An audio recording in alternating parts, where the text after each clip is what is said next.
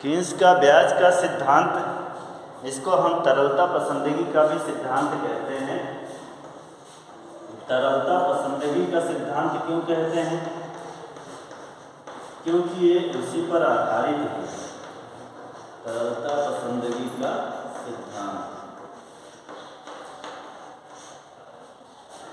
तरलता पसंदगी का सिद्धांत इसको इसलिए कहा जा रहा है क्योंकि ये जो है लोगों के तरलता पसंदगी ही पे आधारित है। अब पसंदगी क्या है, तरलता क्या है, पहले ये देखना है।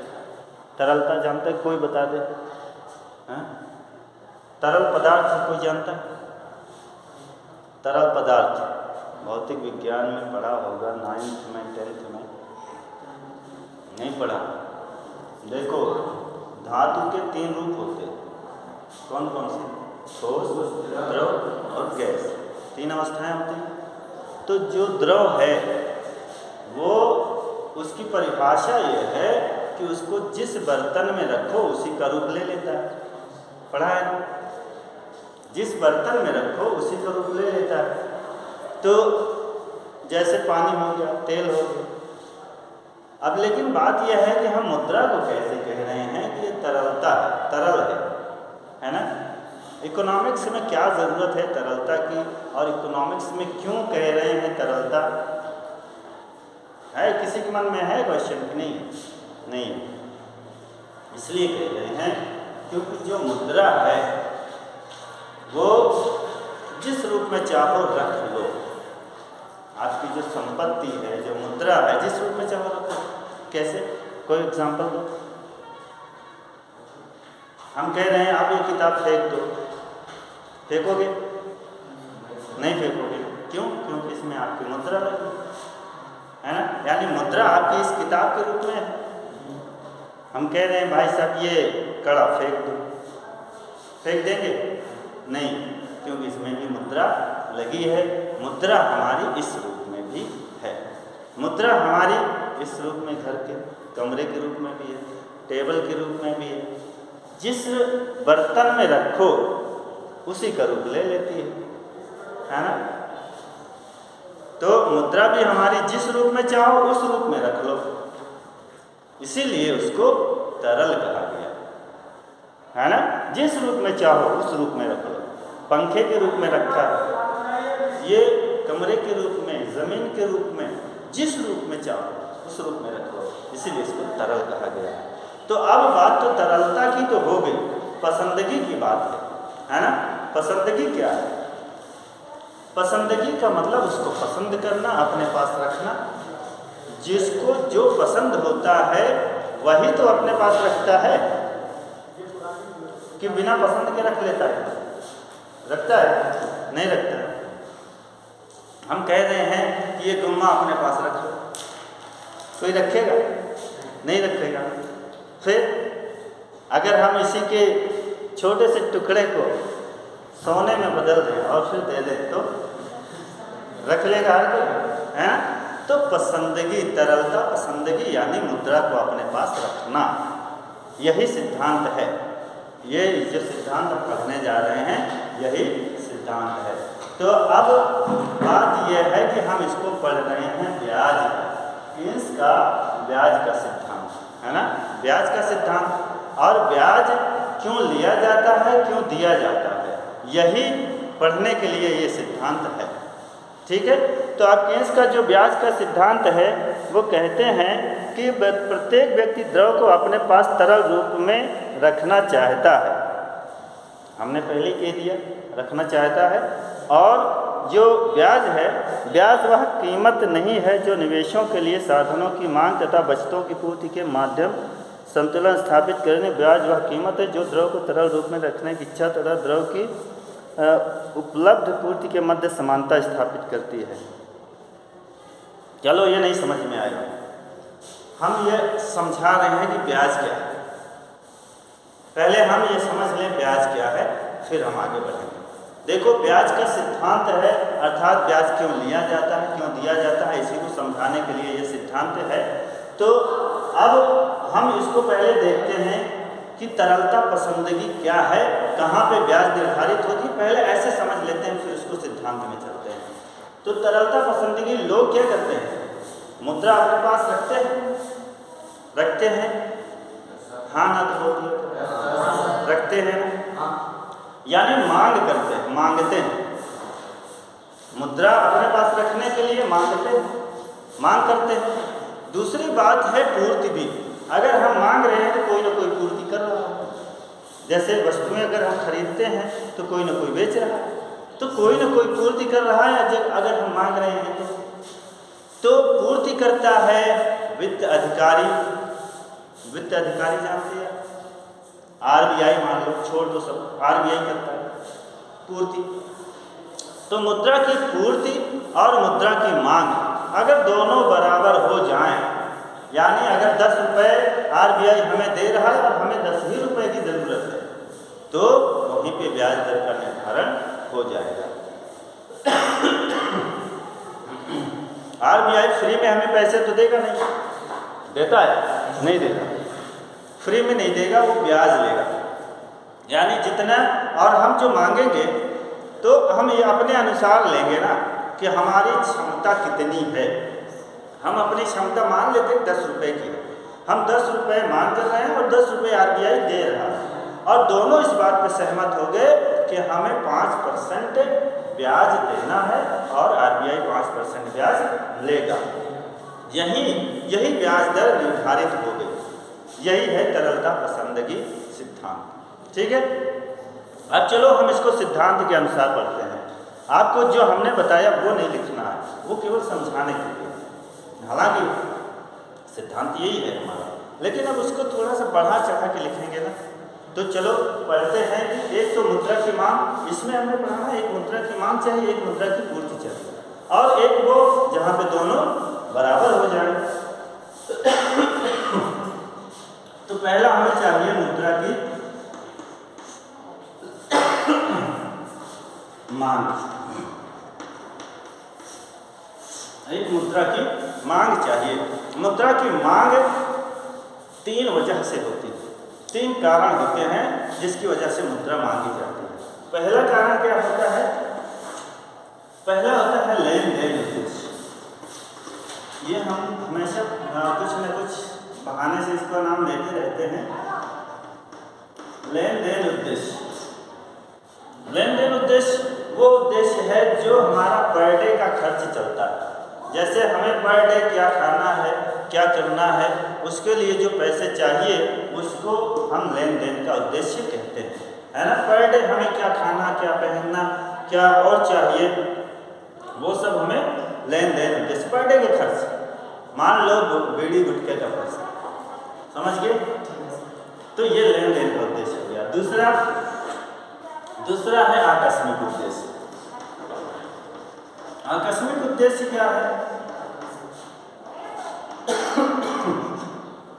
लोग अपने पास पैसा जमा इसलिए भी रखते हैं कि अगर हमें कोई इमरजेंसी पड़ गई तो उसमें ये काम आएगा। रखते हैं कि नहीं, है ना।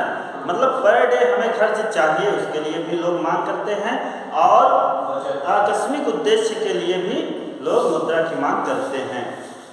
और तीसरा जो है, तीसरा सबसे मेन है, जिसको हम बोलते हैं सट्टा उद्देश्य।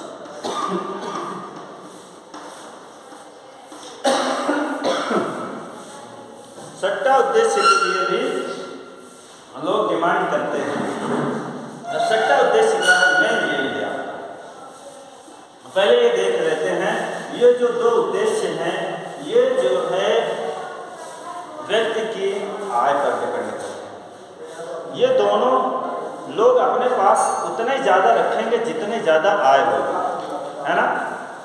इसको केस ने L1 कहा, और ये जो है तो L1 = फंक्शन ऑफ y, आय का फलन है।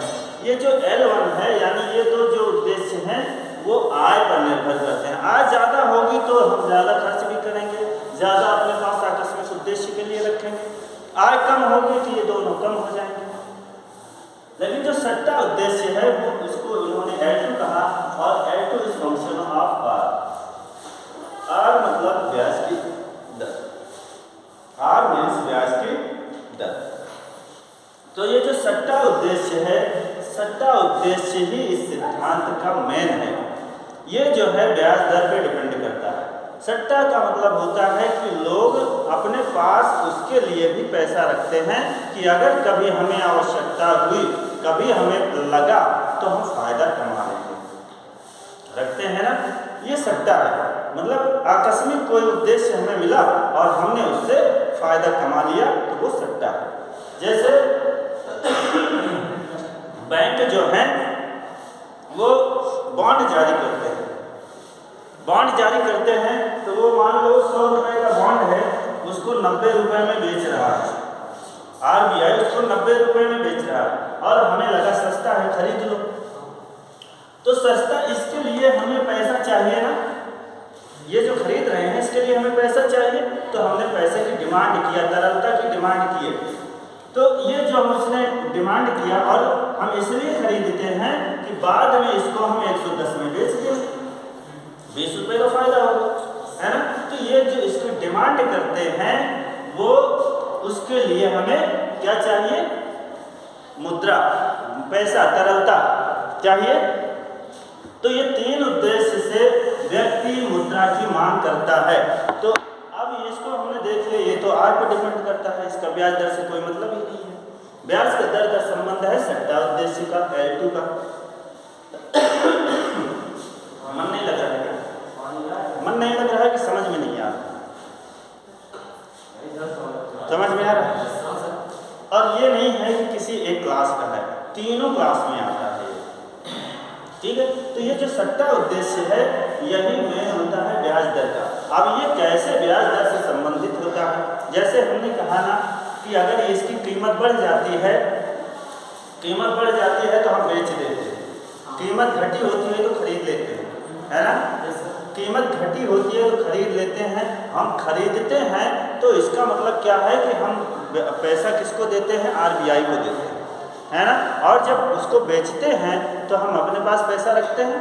इसका मतलब ये हुआ कि जब ब्याज दर कम है तब हम अपने पास मुद्रा नहीं रखते हैं, किसको दे देते हैं, RBI के पास रख देते हैं। और जब ब्याज की दर ज़्यादा है तो हम क्या करते हैं, अपने पास नहीं रखते, ज़्यादा है तो अपने पास नहीं रखते, उसको दे देते हैं RBI को, है ना।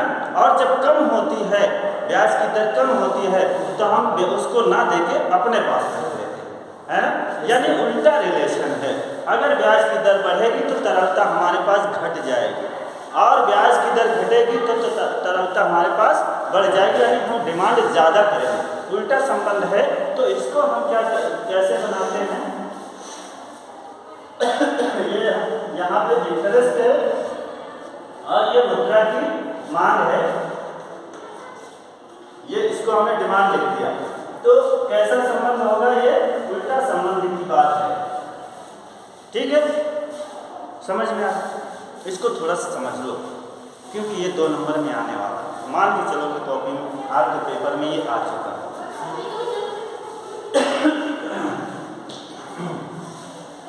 ब्याज की दर, इसको ऐसे समझ लो, मान लो ये ब्याज की दर 5 है, ब्याज की दर 5 है, तब डिमांड हमारी कम हो रही है, डिमांड हम 5000 मांग रहे हैं, ठीक है। जब ब्याज की दर और घट जाती है तो हम और ज़्यादा मांगने लगते हैं, घट गई यानी हम ज़्यादा मांग रहे हैं, घटेगी तो हमारे पास ज़्यादा होगी, तो ये 4 हो गई और हमने 6000 मांग लिया, ठीक है। फिर 3 हो गई, हमने मांग लिया 7000। लेकिन अब इसके बाद RBI घटाना नहीं चाहेगा। अब RBI इस ब्याज दर को नहीं घटाएगा। क्यों नहीं घटाएगा? क्योंकि उसकी भी एक क्षमता है कि इससे नीचे हम नहीं घटा पाएंगे, है ना, नहीं घटा पाएंगे, यानी हमें डिमांड इसी पे करना पड़ेगा, हमें इसी ब्याज दर पे मांग करनी पड़ेगी, तरलता की मांग करनी पड़ेगी। तो ये जो है, अब ये अगर और ये घटता तो ये और नीचे आ सकता है, लेकिन अब ये चूँकि घट नहीं रहा है तो ये जो हमारा वो नीचे ना आकर के सीधा ऐसे बिल्कुल सीधा हो जाएगा, ठीक है। ये जो सीधा हो जा रहा है इसको बोलते हैं तरलता जाल। क्या बोलते हैं? तरलता ठीक है, लिक्विडिटी ट्रैप बोलते हैं इसको। इसको तरलता जाल ये पढ़ लो, 2 नंबर में इनको जाने दो, ये तो आते जाते रहेंगे। आपको 2 नंबर एक बार निकल गया तो दोबारा नहीं मिलेगा। दोबारा अगर पेपर उसी में भी दोगे तब भी ये नहीं मिलेगा। इसलिए उनको आने जाने दो, इनसे सबसे मतलब ना रखो। जब तक क्लास में हो क्लास से मतलब रखो। तो ये तरलता जाल हो गया, और ये हमारा कौन सा हो गया, ये लिक्विडिटी कर्व हो गया। क्या बोलते हैं इसको, लिक्विडिटी कर्व, यानी मांग वक्र। मुद्रा का मांग वक्र है। ठीक है, मांग समझ में आ गई, मुद्रा की मांग समझ में आ गई। और चलो मुद्रा की पूर्ति की बात करते हैं। मुद्रा की पूर्ति,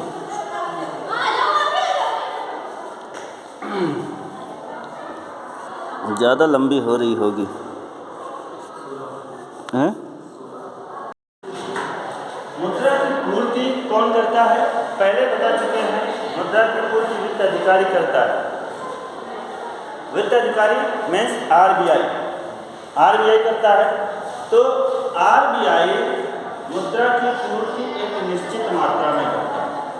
ये नहीं है कि वो ब्याज के दर के हिसाब से बढ़ाता है। ब्याज की दर से उसका संबंध जरूर होता है, लेकिन वो एक निश्चित मात्रा में ही बढ़ाता है। ऐसा नहीं है कि वो हर दिन बढ़ाता रहता है। हाँ, वो रेपो रेट तय करता है, और हर दिन उसका रेपो रेट और रिवर्स रेपो रेट तय होता है, लेकिन वो ब्याज के दर के हिसाब से हर दिन वो बदलता नहीं है। इसका मतलब हम कुल मिला के ये कह सकते हैं कि जो मुद्रा की मात्रा होती है वो स्थिर होती है। ठीक है, मुद्रा की मात्रा को हम एम से दिखाते हैं।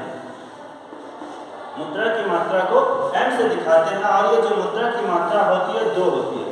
एक तो जो बैंकों में रखा हुआ पैसा, बैंक समझ रहे, बैंक जो हमारे जो व्यापारिक बैंक है, आरबीआई है, और भी जो बैंक ये आपके डाकखाना है, ये सब जो पैसा होता है ये बैंक का पैसा है। दूसरा ये है कि आपके पास चलन में मुद्रा, उसको हम क्या बोलते हैं, चलन में मुद्रा। चलन में है, जो प्रचलन में है, हमारी जेब में है।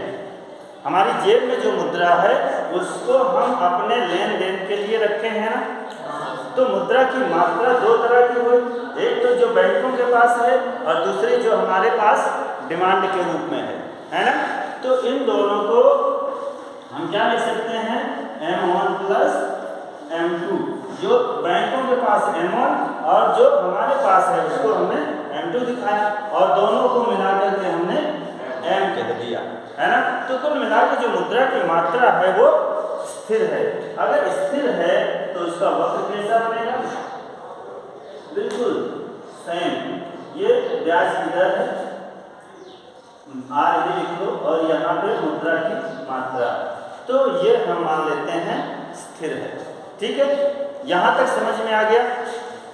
अब बात यह है कि हमें ये दिखाना है कि ब्याज कहाँ पे निर्धारित होती है, यही दिखाना है ना।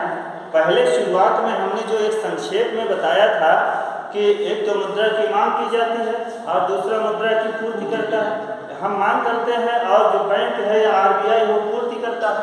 तो दोनों का जहाँ पे सौदा तय हो जाता है वहीं पे ब्याज दर निर्धारित हो जाती है। तो यहाँ हमने मुद्रा की मांग को देख लिया और मुद्रा की पूर्ति को देख लिया। अब हमें ये देखना है कि ब्याज दर का निर्धारण कहाँ पे होता है। तो हमें ब्याज दर का निर्धारण करना है, तो यहाँ पे हमने मुद्रा की पूर्ति और मुद्रा की मांग दोनों को हमने इस पे दिखा लिया और यहाँ पे ब्याज दर का निर्धारण कर लिया। ठीक है, हमें ये वाला वक्र खींच लेना है। मुद्रा की मांग हो गई, ये मुद्रा की मांग है ना, और ये मुद्रा की पूर्ति है, ये L है और ये M है। अब ब्याज की दर का निर्धारण कहाँ पे होगा, जहाँ पे दोनों का सौदा तय हो जाएगा। दोनों का सौदा कहाँ पे तय हो रहा है, इस बिंदु पे तय हो रहा है, यानी ब्याज दर का निर्धारण कहाँ पे हो रहा है, ई बिंदु पे हो रहा है।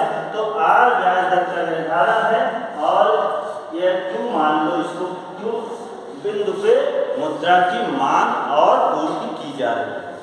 ठीक है, यानी आर ब्याज दर पे इसको चलो अगर हम 4 मान रहे हैं तो 4% ब्याज दर पे मुद्रा की 500 मात्रा मांगी जा रही है और 500 मात्रा पूर्ति की जा रही है। ठीक है, आ गया समझ में? मुद्रा की मांग और पूर्ति ई बिंदु पे बराबर है। अब यही जो 4% ब्याज दर निर्धारित हुई है, यही 4% ब्याज दर पे मुद्रा हमें दी जा रही है और हम 4% पे मुद्रा लेने को तैयार हैं। ठीक है, और यहीं पे ब्याज दर का निर्धारण हो जाता है। यही है केन्स का तरलता पसंदगी का सिद्धांत। ठीक है, आगे समझिए। केन्स इसको एक मौद्रिक घटना मानते हैं, इसीलिए केन्स इसको मौद्रिक घटना मानते हैं। क्यों? क्योंकि ये पूरी तरह से मुद्रा पर आधारित है, मुद्रा की मांग और मुद्रा की पूर्ति, इसलिए केन्स इसको क्या मानते हैं, मौद्रिक घटना। ठीक है, इससे पहले हम लोग पढ़ चुके हैं वास्तविक सिद्धांत और ये हमने क्या पढ़ा, मौद्रिक सिद्धांत।